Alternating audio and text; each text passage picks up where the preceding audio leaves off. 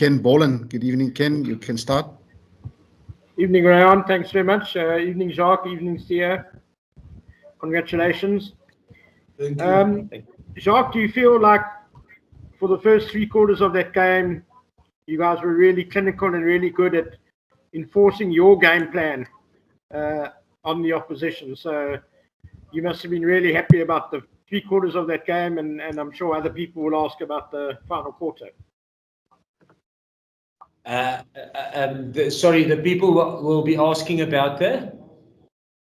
No, I'm sure other people will ask you about the final quarter. So Okay. if you can just talk about the first 3/4 of that game. Yeah. No, listen. Again, I thought we game management in the first 3/4 of the game was excellent. Obviously, it wasn't perfect. If you look at the opportunities we created in the back end of the second half, and we didn't finish. But I think one has to look at it from a perspective that this team has been playing now. If you take the SAA game and you add that up, SAA versus British and Irish Lions, then 3 British and Irish Lions test matches, then 2 test matches, tough test matches against a very well-coached, very desperate Argentinian side. I think, and you seldomly play 6 test matches on a trot. So I think, well done for the guys. We obviously, looking at the bonus point, we would have loved to get the bonus point, and we're going full out for it.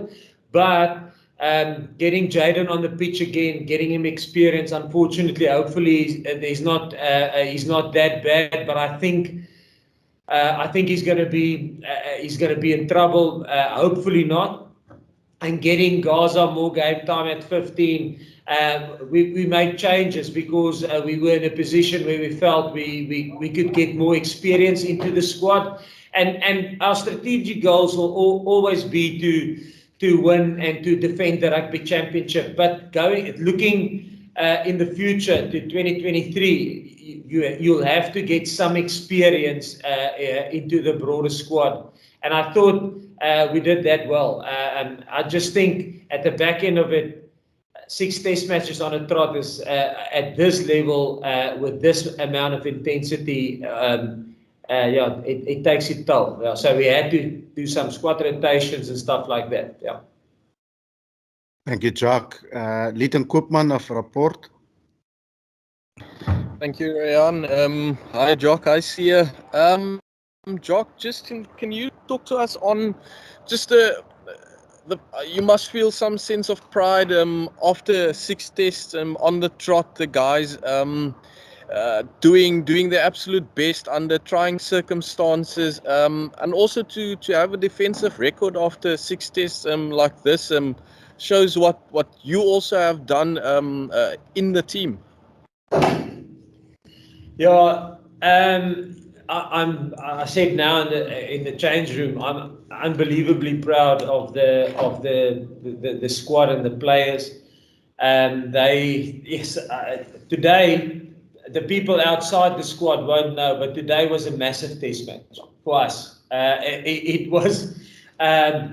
I won't say it's probably bigger than a World Cup final, or it's bigger than the Rugby Championship in Salta, or bigger than playing or the last test match against the British and Irish Lions. But I'm telling you, it's not far off the pressure that we put on ourselves as a squad. So I was very nervous of this test match personally, and I thought the players were unbelievable in terms of how they stood up. They were challenged.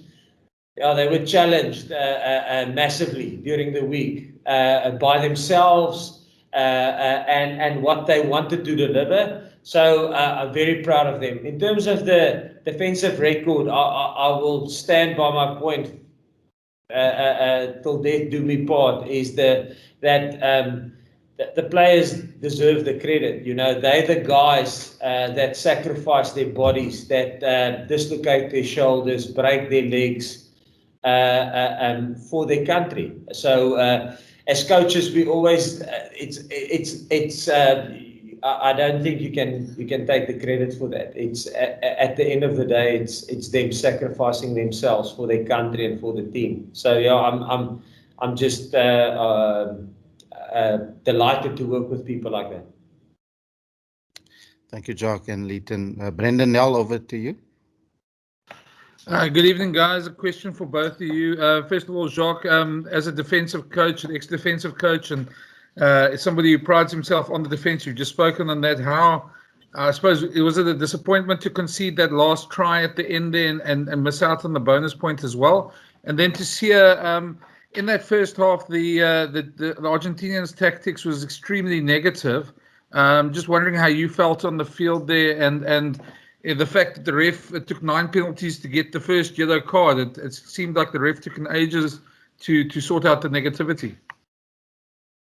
Okay, like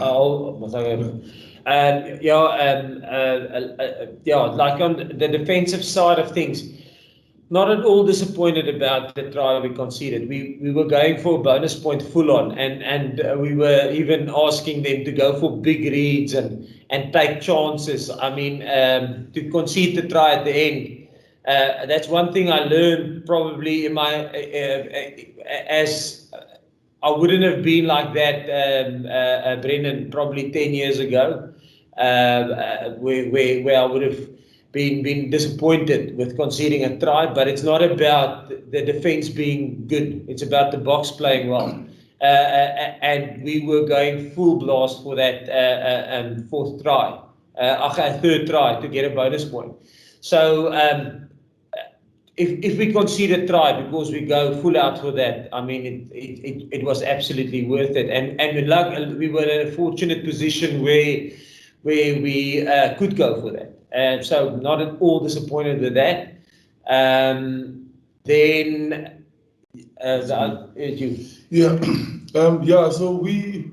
thought that, I mean, I can only talk from our side. We came, everyone knows our game plan. We wanted to maul as much as we could. And, you know, I thought from their side, they tried to stop it as well as they could. And the ref did make the calls and he gave us penalties. So I can't fault the ref at all today. I thought he was amazing. Yeah. And I know it took long for the yellow card to come, but it did come at the end of the day. And he did explain to me that it's been a long time since we've been in the 10-2. I think it was after 10 minutes. So, but yeah, it did come. But I thought they stopped us well at times. And I think there's a couple of stuff we could have done better as a pair to set better and get that opportunity. But yeah, we're happy with the ones that went well, but we'll fix the ones that we made mistakes in. Thank you. Manuel, you up next. Hi, Sia and Jock. I'm Manuel Bonet from ESPN Argentina. Congratulations for the win. Sia, what do you think about the decision that the All Blacks took about the Rugby Championship? And do you have any news about the continuity of the tournament? I don't know what decision, to be honest. Like Jock said, this game has been so important to us, and that's all been our focus. And we just focus on the game. We'll probably find out later in the week from the coaches. We don't know. Coach Rassi manages that side of stuff. Our focus has been on the game. And yeah, we'll hear afterwards. But other than that, I know nothing about it. Thank you, Sia. Nathan? Evening, Ray.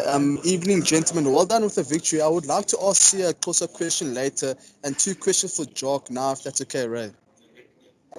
Go ahead, very briefly. Thank you. Jock, as mentioned previously, there's so much uncertainty still around where the rest of the fixtures will be. If you were given the option of hosting all 4 fixtures with Australia and New Zealand, where would your ideal venue be? In South Africa? Yes. No, we would love to host. Obviously, we would love to host the Rugby Championship. I think it will be good for our country. We just came through a British Lions series.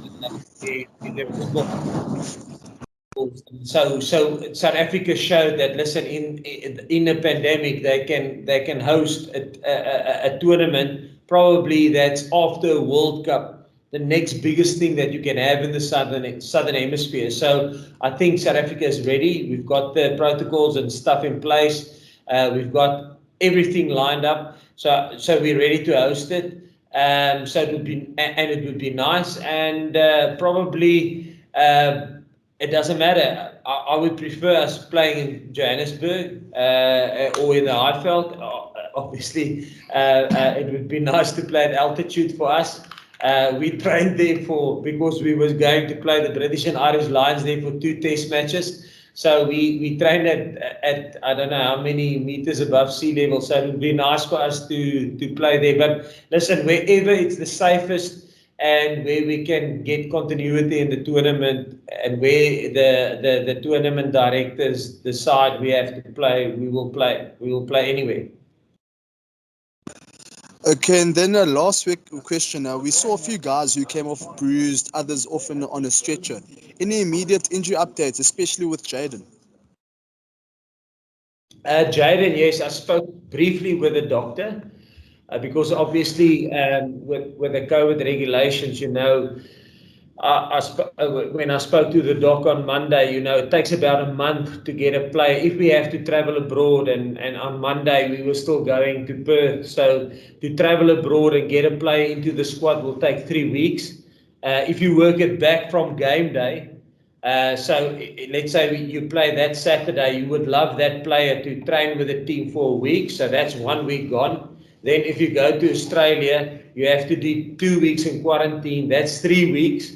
And then before he can get on a flight flying to Australia, he has to go through a rigid protocol in getting multiple blood tests and antigen tests and PCR tests done to actually just get him on a flight. So to get a player to play a game in Australia will probably take you a month. So for us now, that's why we have to go with a minimum of 4 scrum halves, you know, because if somebody gets injured or 2 guys get injured, you will not get him in there ready to play before the tournament's done. So that's why it's going to be a big thing for us in terms of the severity of Jaden's injury. He went for scans and for x-rays now. Hopefully it's not too bad. But Jaden is a tough character, and yeah, he couldn't wait bare on his legs. So I think there might be it might be more than just a ligament, might be bony. Thank you, Jacques. Right, we're going to move on swiftly. Percy, I assume you want a very brief summary in Afrikaans. Thank you so much, Rehan. Congratulations, coach and captain. Rehan, I was going to wait until the end, but I'll rather ask my Afrikaans now. Jacques, kan jy net vinnig jou indrukke oor vanaand se wedstryd, meneer, hoe som jy vandag vir vanaand se vertoning op? En Jacques, as ek mag vra, ek weet of Rem my weer geleentheid sal gee nie. Wat is die status nou vorentoe? Julle gaan natuurlik, julle vlug is natuurlik op hold op die oomblik. Wat gebeur nou vorentoe vir julle? Bly julle saam as groep of gaan julle nou uitmekaar gaan? Ja, presies, eerste op die wedstryd. Ja, vir ons het 100% gegaan vir 'n bonuspunt aan die einde van die wedstryd, en soos ek gesê het voorheen, ons is so half strategies. Ons wil die rugby kampioenskappe verdedig en ons het voluit gegaan vir 'n bonuspunt vanaand, en daar was baie dinge wat ons verkeerd gedoen het van ons kant, tegniese goedjies wat ons moet verbeter as ons die rugby kampioenskappe wil verdedig. Maar aan die ander kant is dit ook, as 'n ou dink na 2023, is dit belangrik vir ons om ondervinding in ons groter groep te kry. En dis hoekom ons besluit het om veranderinge te maak en Jaden op te sit vroeg, om Damian Willemse op te sit vroeg, om Kwagga op te sit vroeg. Want hulle kort wedstryde en hulle kort wedstrydpunt fiksheid, jy weet, om Thomas de Tooy 'n kans te gee, om Nicolas Jansen van Rensburg 'n kans te gee, want 'n ou moet bietjie ondervinding in hulle kweek. So dit was altyd strategies, wil wen, altyd wen, wil die rugby kampioenskappe behou, maar die ander groot strategiese doelwit van ons is om ondervinding in ons groep te kry. Want ons glo dit gaan 'n groep wees wat ons gaan vorentoe vat in 2023 in. En dan in terme van wat gebeur vorentoe, ek dink Sia het voorheen genoem. Weet jy, dit is 100% rassiese afdeling. Dit is die lekker van hoe ons werk. Jy weet, ek is 100% gefokus op wat op die veld gebeur. My aandag gaan net daaraan.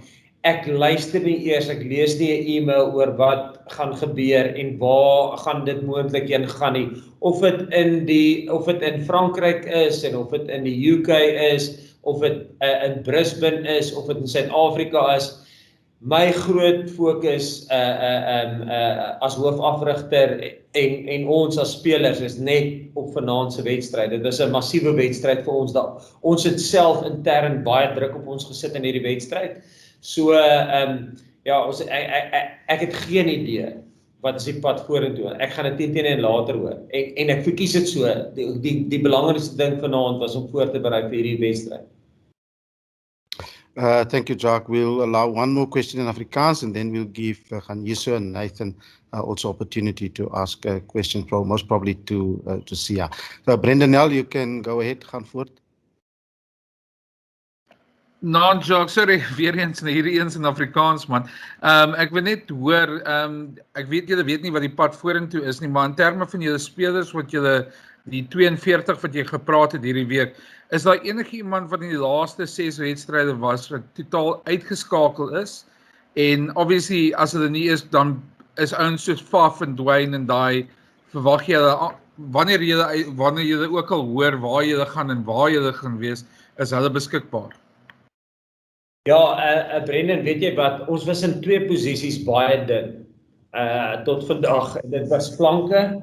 Ek het gesê hulle is meer as goud werd, want ek dink ons het 'n totaal van 8 flanke in ons groep en 4 van hulle was beseer gewees.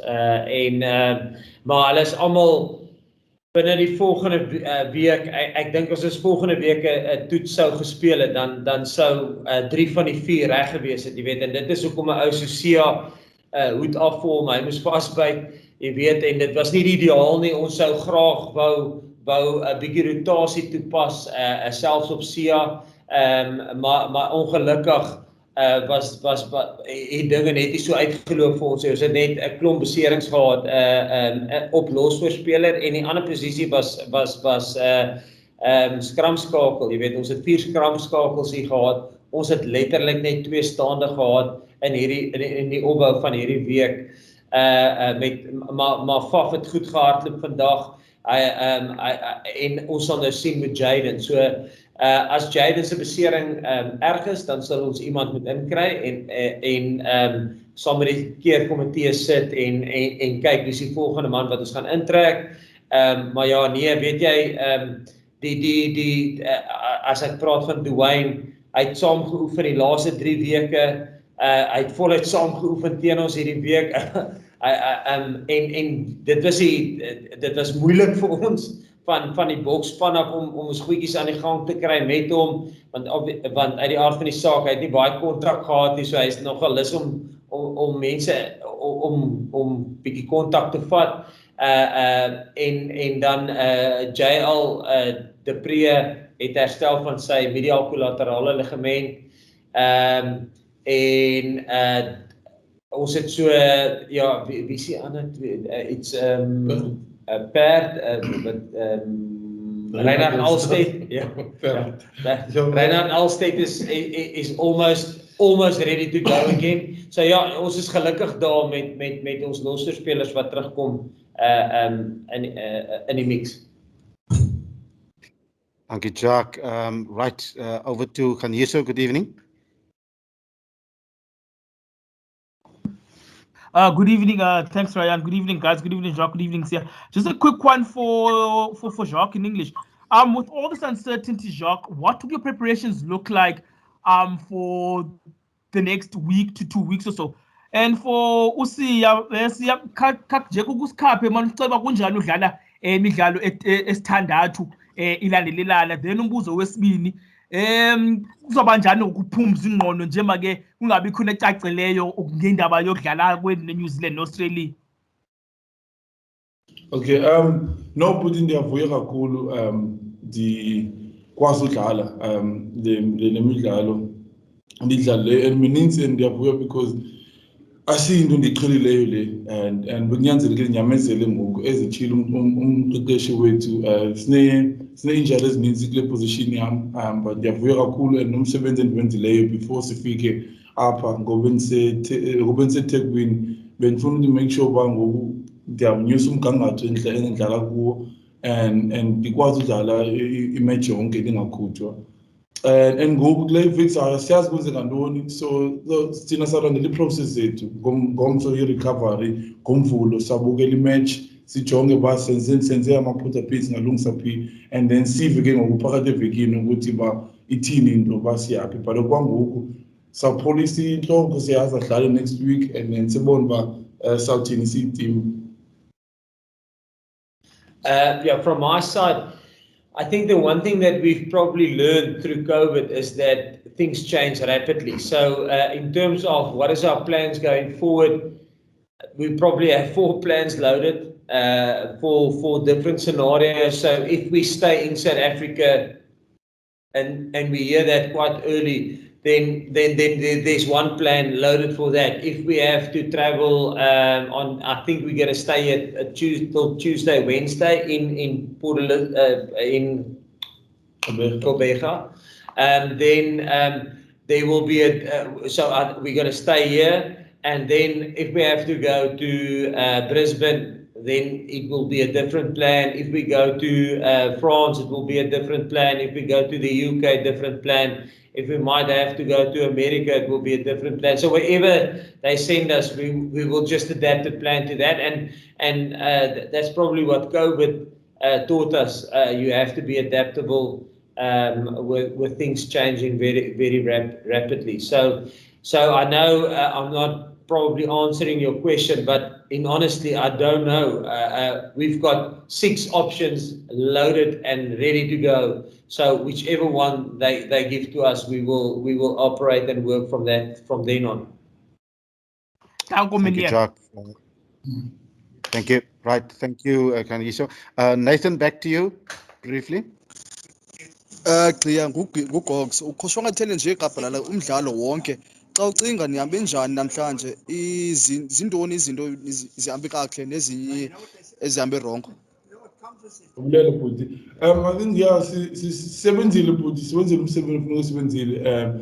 I think ola not bethu bezininzi beninzi amathuba besiwafumene pha iwesi ngokuseza uphela umdlalo besifuna ufumana i-bonus point but simosheka ngokwethu and yeah but andikwazi ucinga ngoku nje uba zeziphi ezinye iindawo bazayijonga after game, but into endiyaziyo besiyilambele le try and besifuna uskora phaa.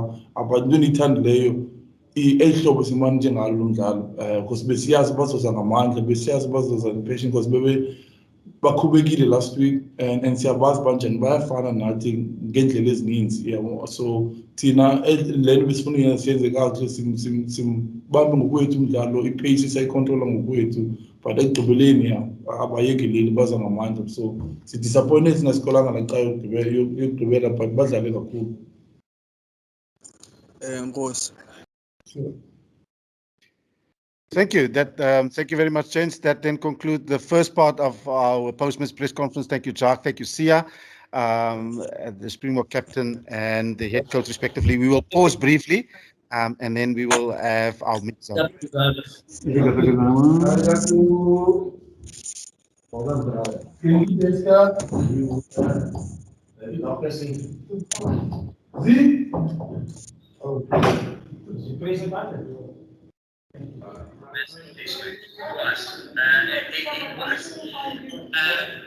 won't say it's probably bigger than a World Cup final, or it's bigger than the Rugby Championship in Salto, or bigger than playing